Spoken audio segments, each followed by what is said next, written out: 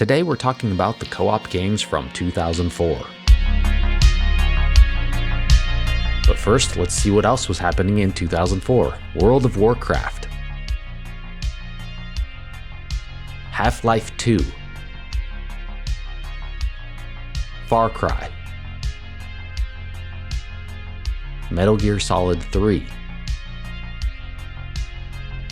Pikmin 2, Mortal Kombat Deception, Doom 3. And for home consoles, we saw the PlayStation 2 Slim, the PSP, and Nintendo DS. Now let's talk about some co-op games. Halo 2 expands the original story significantly, featuring more locations, well-directed cutscenes, and cleverly written dialogue, while the ending leaves you hanging, much like a middle chapter in a series. Halo 2's storytelling restraint is commendable. Gameplay-wise, it builds upon its predecessor, offering improved controls, dual wielding, a wider array of weapons and vehicles, and smarter AI for both allies and enemies. The level design encourages multiple approaches and replayability. The addition of vehicle hijacking and the energy sword elevates close quarter combat, providing new strategic possibilities. Halo 2's online multiplayer is the crown jewel, offering addictive, top-notch gameplay for 2 to 16 players on Xbox Live, or through system linking, with numerous maps and customization options. And of course, this story mode can be played in split-screen co-op. Halo 2 is still considered to be one of the best first-person shooters of all time, and it's an amazing cooperative experience as well.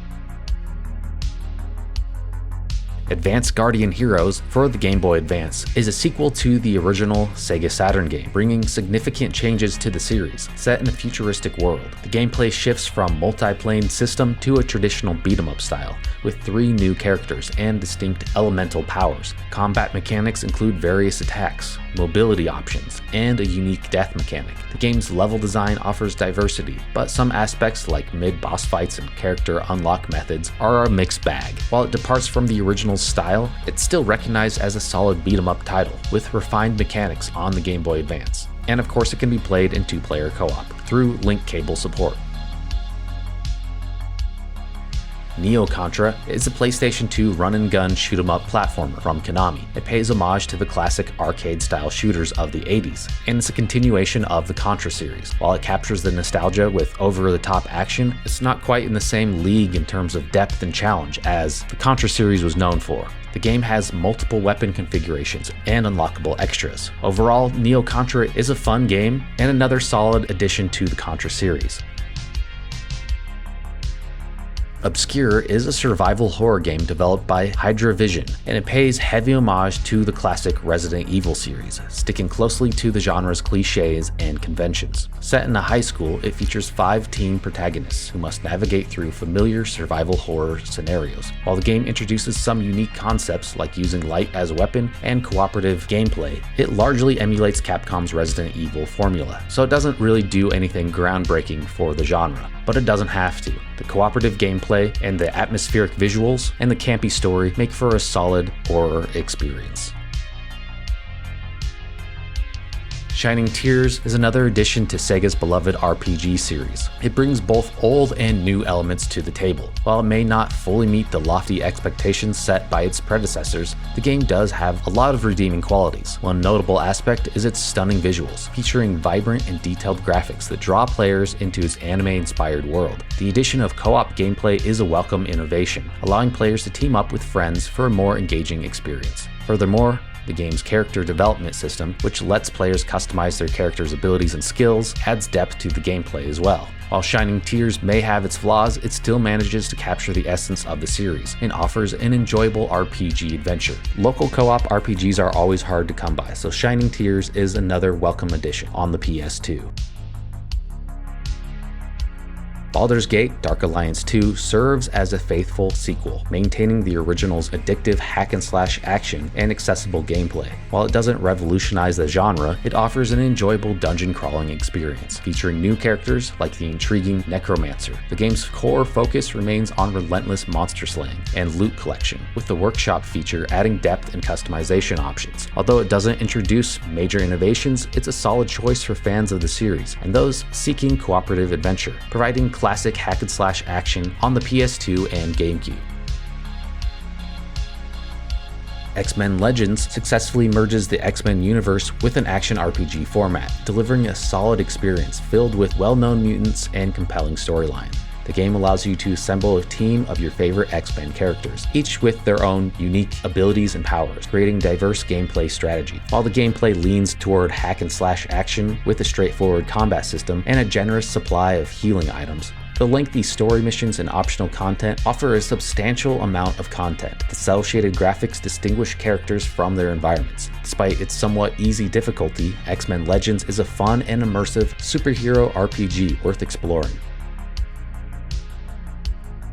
The Legend of Zelda: Four Swords Adventures stands out in the world of cooperative gaming, offering a refreshing departure from the traditional hack-and-slash RPGs that dominate the genre. While most co-op games struggle to balance single-player and multiplayer experience, this title seamlessly integrates both, with its unique gameplay mechanics involving Game Boy Advance connectivity and clever puzzles that require teamwork and communication. It provides an enjoyable cooperative experience that is both fun and challenging. Players are encouraged to work together, yet the game also fosters moments of playful competition. But the game's captivating dungeons, recognizable Zelda elements, and nostalgic appeal make it a fun must-have for Zelda fans. The only downside is that you needed to have 4 Game Boy Advances in order to play this. But once you have it, it works really well, as you're able to split up and look down at your Game Boy Advance, and you're not stuck to a single screen. This is one of my favorite co-op games of all time.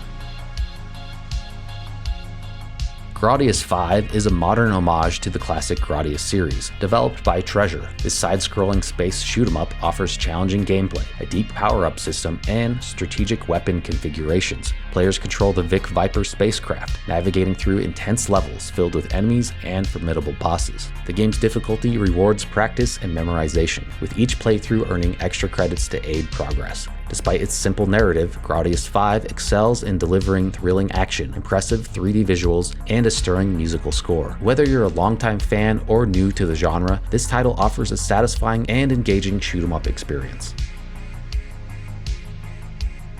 Champions of Norrath: Realms of EverQuest stands out as a standout title in the series, surpassing Dark Alliance 2 and Fallout: Brotherhood of Steel. Set in the realm of Norrath, the game offers a straightforward story involving battling various creatures to stop a demon's rampage. While the narrative lacks depth, the game shines in terms of gameplay, boasting intricate details with over 10,000 randomly generated items, 45 levels, and 50 areas. The game follows the classic hack-and-slash formula, but its addictive nature stems from collecting and upgrading items. Mission quests add variety, with some requiring specific tactics to overcome enemies. The spell system features a skill tree and intuitive spellbook, promoting strategy and experimentation. Graphically, the game impresses with detailed character models and diverse environments. Champions of Norrath excels as a rewarding and engaging action RPG, especially in multiplayer mode. Crimson Sea 2 is a PlayStation 2 exclusive sequel to the original Xbox game. It offers a unique blend of sci-fi themed action-adventure gameplay. Developed and published by Koei, known for its historical action and strategy games, the game departs from the norm with its Hong Kong comic book style visuals and futuristic characters. While the plot may seem complex, it boils down to the classic save the universe from alien menace theme. Players take on the role of Sho, a neo-psionic wielding protagonist, and later Fine, another character with unique abilities. The gameplay combines hack-and-slash action with third-person shooting, offering a variety of missions set in different environments against hordes of alien creatures. The 2-player split-screen multiplayer mode, though somewhat limited, provides additional entertainment. Visually, the game is functional but lacks detailed environments. Crimson Sea 2 is a solid action-adventure title with a lot of content, making it appealing to fans of Koei's other offerings. Kirby and the Amazing Mirror is a Game Boy Advance title that introduces Kirby in his second leading role on the handheld console. The game attempts to replicate the success of the Four Swords elements in the Legend of Zelda franchise for the Kirby series. It revolves around a plot where Kirby must venture into the mirror world to stop an evil presence that has disrupted mirror operations. You play as 4 Kirbys, and it plays like a Metroidvania, where you have to explore, unlock new abilities, and backtrack. Kirby's unique ability to copy powers from enemies plays a central role, allowing for various special abilities to solve platforming puzzles. The presence of 3 AI-controlled Kirby clones and the option for up to 4-player multiplayer via link cable adds depth to the gameplay, while the single-player experience may feel cluttered and confusing due to the complex level structure. The game offers a solid platforming adventure, building upon the success of its predecessor, Kirby Nightmare in Dreamland, with a focus on exploration and cooperation. Blood Will Tell is a PlayStation 2 action game. It follows the story of a samurai on a quest to recover 48 stolen body parts from demons, each granting him unique abilities. The game combines melee combat, special abilities, and various swords, with around 60 boss battles. The samurai is joined by a young thief who aids in battle, and a second player is able to take control of him. The game's maze-like levels require exploration, and its character progression and engaging storyline make it appealing, despite some gameplay issues. This is definitely a hidden gem on the PS2. Naruto Ninja Council 2 delivers an exciting Naruto experience, building upon its predecessor's foundation with minor gameplay improvements. The story, centered on the Chunin exams, remains faithful to the source material, but doesn't add much depth. Gameplay tweaks like button mashing jutsu and easy character switching enhance the experience, emphasizing combat over platforming. Graphics show a significant improvement with accurate character models and appealing backgrounds. Sound is serviceable, but unremarkable. And there's a separate co-op mode where you can play 2-on-1 battles, if you have 2 Game Boy Advances and 2 copies of the game. When it comes to Naruto games, they're definitely a mixed bag. Most of them aren't great, but this is one of the better ones. Serious Sam Next Encounter delivers mindless arcade-style first-person shooting mayhem to the PlayStation 2 and GameCube. The gameplay revolves around entering rooms, eliminating enemies, and moving to the next room, making it easy to pick up, but repetitive for overextended sessions. The game floods you with enemies, but their appearance is often abrupt and lacks strategic depth. The character designs stand out, showcasing bizarre creatures. Sound includes techno-metal music and decent sound effects. Next Encounter offers a straightforward shooting experience that's made even better in split-screen co-op.